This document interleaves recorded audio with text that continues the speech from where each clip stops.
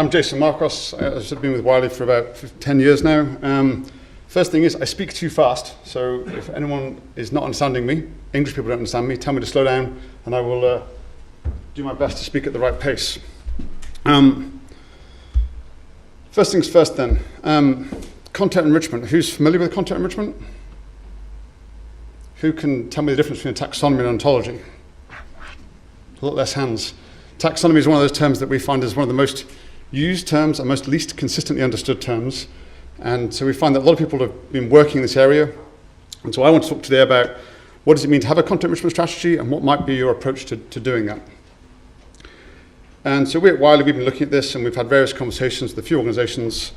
And one of the key reasons why a content enrichment strategy, I think, is key for a publisher is how you're going to add value and differentiate your content and your service, particularly as we go to things like open access services, particularly as we talk about things like Sci-Hub, as we just looked at.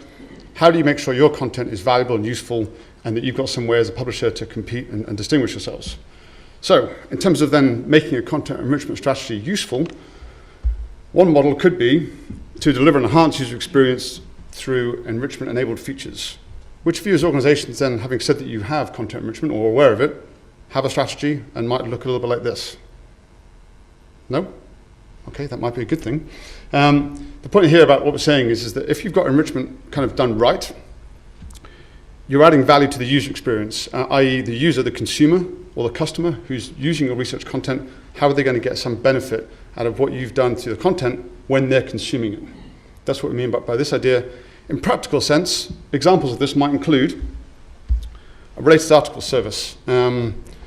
So related articles is a way of saying, having got to the article, rather than just looking at the PDF, I then say, well, now take me to other articles related to this. And that can be a very useful way, both for the consumer to get other useful content, and for you as a publisher to add value. Because then as a publisher, you provide the article, here are other articles that are then relevant to that. And the way that you could do that is you can buy some pretty powerful tools that would do an automated indexing service. So you've got your article database of 5 million articles. You buy this software, it runs across all your content, and out of that, on delivering it through the end channel, you can then display related articles, and you've got that related article service. Make sense? Yep. So that's one way of doing a related article service, would be one value that you could deliver through an enrichment strategy. Another example would be topic browse. By topic browse, more and more now, where we look at things like journals without issues, when we look at things like mega journals, where you've got all this content, you no longer have the issue paradigm to navigate that content. How might you navigate that content in some useful way? So this idea of a topic browse is if the content's being classified, you can then navigate to say, take me to these topics and help me filter, either from the journal or having taken a search, you could use those topics to then facet those results down. So that can be a powerful way. So how might we do that? So what you could do is get the author, when you gave the article, rather than the keywords they use today, put some key terms into the content and then have your delivery platform take those terms and put them into a kind of topic browse construct. So that could be a really easy way, low overhead way of making this work. You could tell the journal, if you're a multi-journal publisher like we are, or if you're a single journal publisher, have a controlled set of terms and put that into the submission process and have the author put those terms in, and then no more work is required until the delivery platform, who then instantiate those terms into a kind of topic structure that allows that topic capability to work. Make sense? Cool. Entity linking is another example of an enrichment-enabled user experience. So entity linking is this idea that in your article, you've got drugs or diseases or genes or proteins or chemical compounds. And what you might want to do is to say, for those things, link them to other resources. So if you've got a list of genes and proteins, take me, see that here's TripV1. From there, take me to the NCBI database or the Uniprot database and tell me other information about that. If it's a chemical structure with an INCHI, you can go find the molecular weight and other information around that. That can be another powerful tool as well.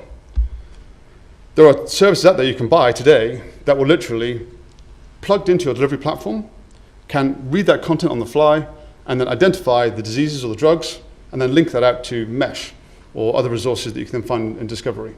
And that can be a great way that you just bolt that into a delivery platform, and then you've got an enrichment-enabled service. Your article is now more powerful on your platform than it was on, say, Sci-Hub. All make sense so far? How's the pace? All understand what I'm saying? Good. If you're going to tell my boss afterwards that I spoke slowly enough, that would be great. Okay, so some of the nice things about this approach. The individual features can be cost and time controlled. Each of those three things that we just looked at are nice finite packages, which means that you can build a business case and say, related articles. We think if we have related articles, we can increase usage by 2%, and that's worth this much, so therefore we should spend this much money on it. And that feels like a nice thing to have. In addition to that, your technologies can be solution specific. So if you're a related articles service, you buy one technology to do that, and then someone builds a better one tomorrow, you can just unplug that one, buy this one, and switch track, which all feels kind of great. Who likes the strategy so far? Yeah, feels quite good, right? Well, there's a few shortcomings, we think. For one, these are what I would call point solutions. Yeah, i.e., that is, each subsequent one isn't benefiting from the previous investment. All those three enrichment-enabled features that we just described are all implemented in a silo. So each are then incremental own investments, and the subsequent ones gain no benefit from the previous ones.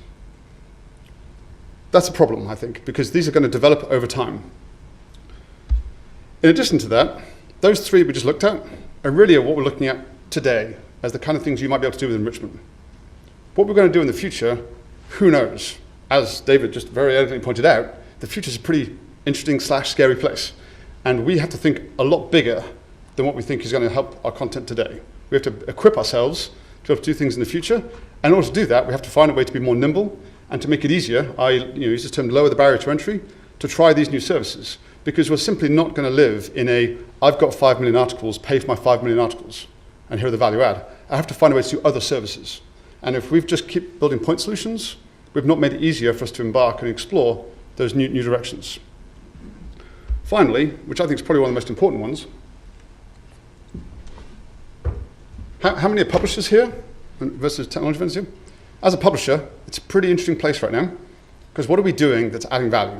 What's our role in the organization? What's our role in the content publishing process? All those three that we just looked at further disambiguate you from the role of adding value.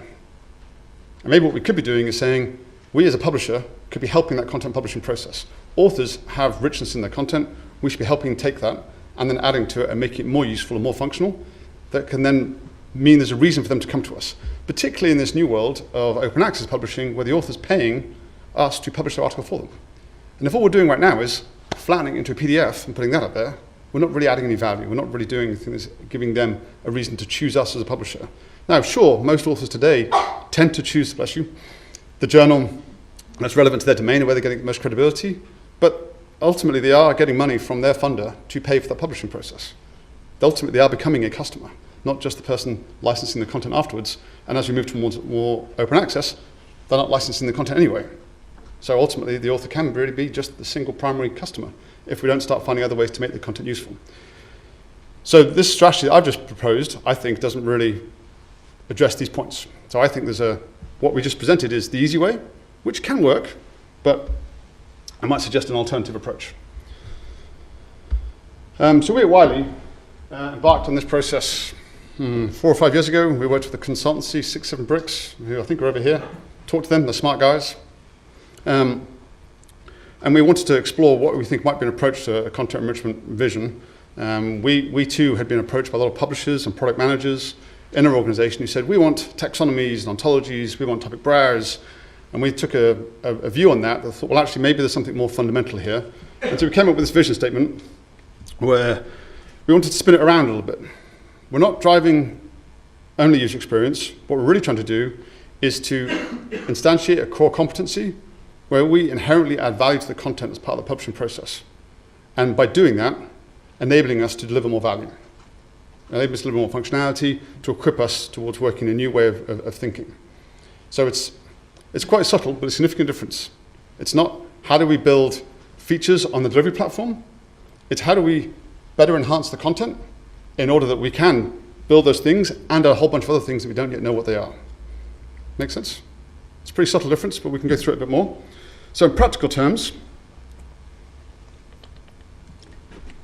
if we do this right, if we have better described our content, we should be able to enable increased relevance, discoverability, and usage. So if our content's better described, we can do things like the related articles, we can do things like SEO, and we can enable that, the users to get from one piece of content to another, or find it in the first place. And that's fairly standard, what you should be able to realize with a good enrichment strategy. The second one is increased credibility, and this is twofold. One is the kind of the arms race thing. We as Wiley have to compete with the Elsevier's and Nature's and of the world to say, well, they're doing it, so we should be doing it too. But in addition to that, we have to have credibility with the authors. These authors that spent 9 months doing the research or more, preparing an article, and anyone work here in life science, they do all the genes and proteins and accession IDs, and then we put it into a PDF and strip those out in effect. We're not really gaining credibility to those authors. We have to gain that credibility with the authors to show that the content and the work and the research they've got is then going to be useful and give use to people who read it. So the credibility is both us as a publisher, but also credibility to authors. We have to secure those authors. And both of these, as the first two objectives, we use this term transitional versus transformational business models. Transitional is that switch from I'm still subscribing to journals and shelf feed to now getting them online. I haven't really changed the business model, right? I'm still basically licensing a number of articles. Transformational is when we start to think about a fundamentally different value proposition by which we would then actually want to get content. So as an example, rather than being a library that's subscribing to our content to say, here's this many journals, this many articles, the business model might be, imagine a service whereby we know if we know what the article's about, and we know who wrote it, and we know who they're affiliated to, we could infer which institutions are doing research in which field. And that could be a piece of saleable, valuable information to a business development organization. It could be a way of finding researchers you want to collaborate with, and it's a different value proposition. It's not, I want access to 6 million articles. It's, I want to go find researchers to work with. I want to go qualify which institutions to work for. And all of a sudden, it's a completely different value proposition that isn't based on the number of articles. I'm not saying that's the holy grail, but it's an example of thinking about a different way of making your content useful and have a value to an organization. Make sense? Cool. You will be tested at the end, so I hope you're taking notes. Okay, so having identified what we want to achieve in terms of an objective and a strategy, this picture here, how am I for time, by the way? Are we behind or ahead on schedule? 5 to 10 minutes? I'm going to have to talk even faster than usual, I think. The point of this picture here is to really kind of emphasize the idea that implementing enrichment is not about buying a piece of technology. It's about what we call a framework of people, processes, technologies, and knowledge models. The point being is it's a fundamental shift in the way you work.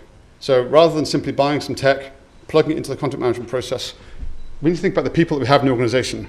I don't know how many in your organization who do things like manage taxonomies.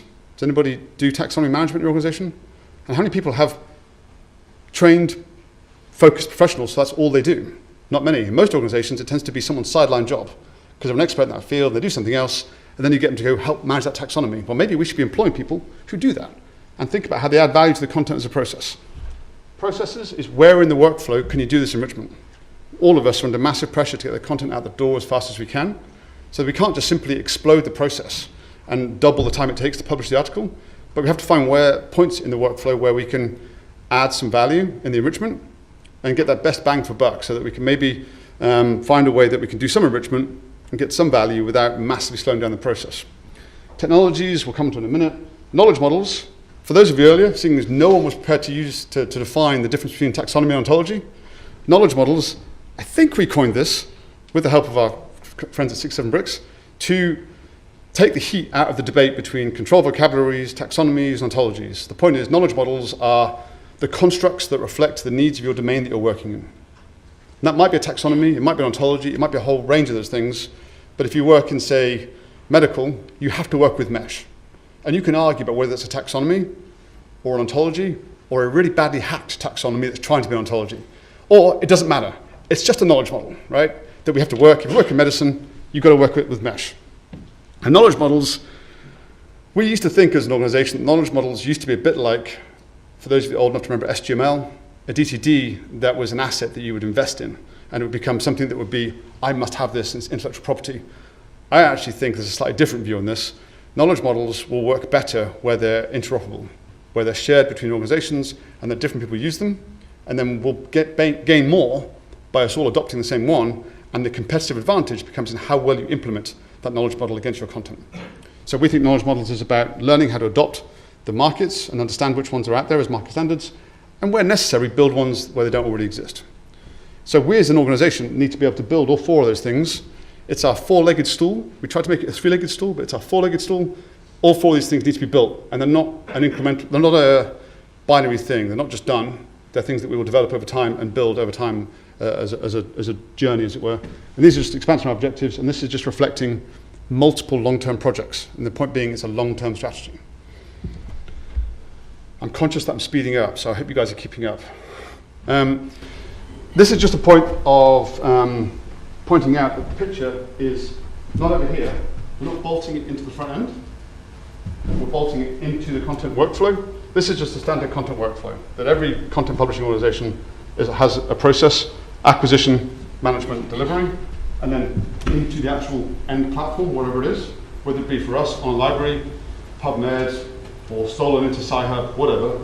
The point here with enrichment is that it's a framework of technology in practical terms that bolts into different points in the content workflow, right? It's not just between here, or just at the end. It needs to work across the content workflow. And in terms of technology, for those that want to get a little bit technical about it, but maybe we'll do that afterwards, enrichment authoring, tools to help people do it, knowledge model development, tools to help you build and manage taxonomies and ontologies, text mining, I'm guessing you're all familiar with text mining. Yeah, text mining software to help you automate that process, or better still, with enrichment authoring, semi-automate that process. So you can find a way to say, well, get the software to do 70% of the work, then have a human to do some more of the work to tidy it up. And then all of this, we hope, resides in what we call a knowledge store, RDF, triple database, that kind of thing. The point being is it's something distinct from the content. Linked to, but is an asset in and of itself. Okay?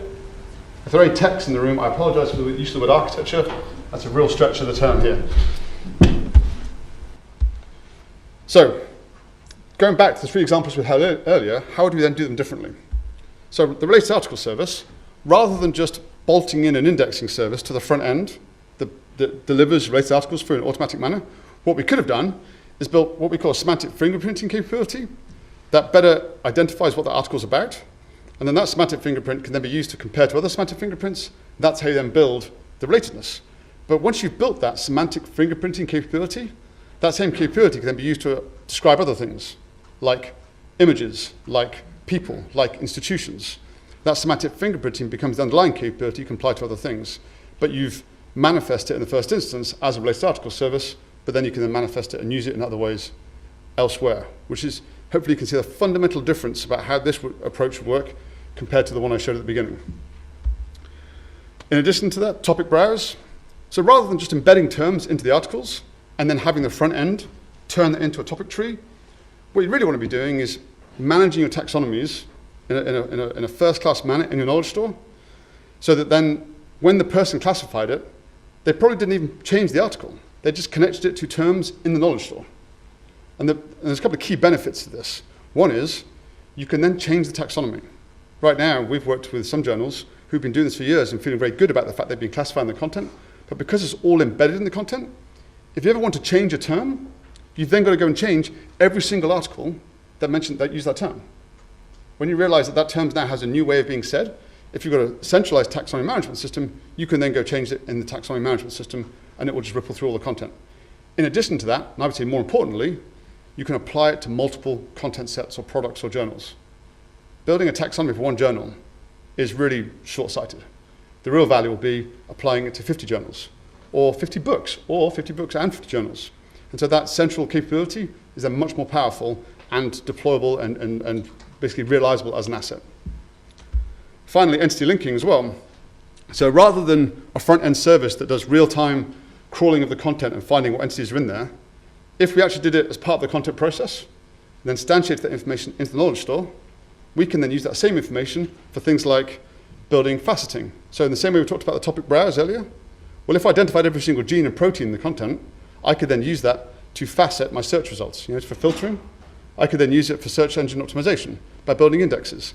I could also use it for text data mining services for organizations who are licensing our content.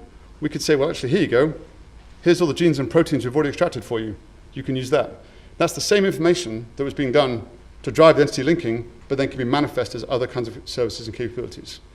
That's just addressing the three that we talked about earlier, which I would say are really just in support of the transitional business models. But they enable us to pursue the transformational business models and the ways to work ahead in the future. So, just to bring some reality to this, these are all things that we at Wiley have now deployed. And none of these are labeled as enrichment services, but they're all products and features that are live today from our enrichment framework. And there's a whole bunch of other things that we're then pursuing to go further forward, like doing things like building image services, like building author databases based on what they've written and so on. So these are things that are already live, and then there are other services that have been built off that framework. And because that framework's there, we can explore these new ideas with a much, much lower overhead, because the knowledge store is already built, the text mining services are already built, that content flow integration is already built. We can then start to explore those kind of ideas with a much lower overhead. And if it doesn't work, we haven't lost so much. So a few things there. We can, I think we're running out of time, but maybe we'll save some questions. So in conclusion, the easy way is faster and cheaper, which doesn't necessarily mean it's wrong. For some organizations, it might be the right way to do that. But that faster, cheaper, I would say for many, is only faster and cheaper in the short term.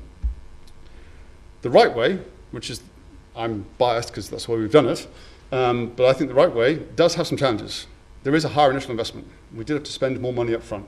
Building our related article service was not a cheap way to do it, right? Because we had to build the knowledge store, we had to build text mining, but it's equipped us for the longer term. So it means a longer term view is required, which is back to kind of David's point that so many of us are worried about the short term.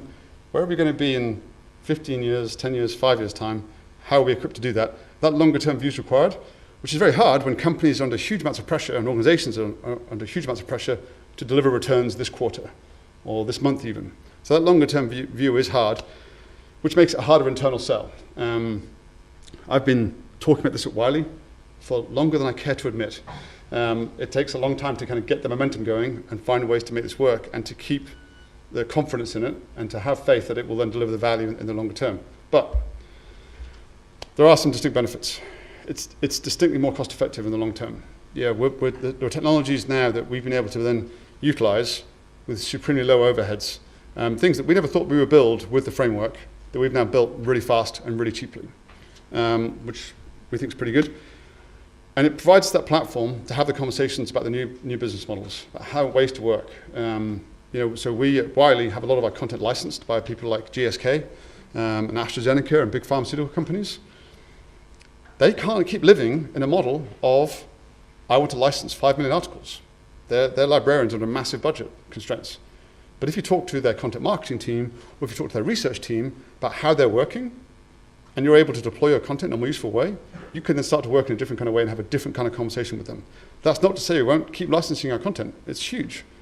But at least now we can have the other conversations to find the other ways that they might want to access our content, our knowledge. And I would say, potentially, again, back to most importantly, it provides a really interesting role for the publisher to add some genuine value. Yeah, so rather than just being, because if you just build a website and that's all you do, your basis for delivering value, I think, is potentially short-lived.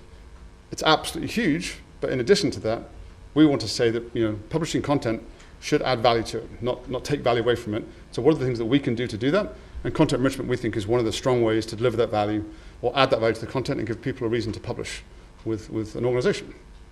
So that's it. Bit of a whirlwind one.